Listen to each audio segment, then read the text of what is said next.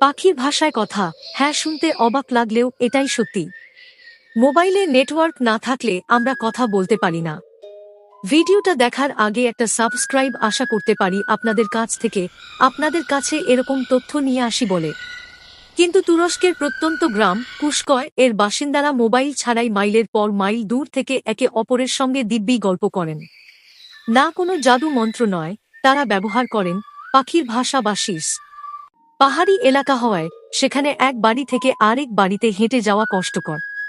তাই প্রায় ৪০০ বছর আগে স্থানীয় কৃষকরা শিস দিয়ে কথা বলার এক অদ্ভুত ভাষা তৈরি করেন, যা বার্ড ল্যাঙ্গুয়েজ নামে ইউনেস্কোর স্বীকৃতি পেয়েছে। সাধারণ শিস নয়, তুর্কি ভাষার প্রতিটি অক্ষরের জন্য আলাদা আলাদা শিসের টোন আছে।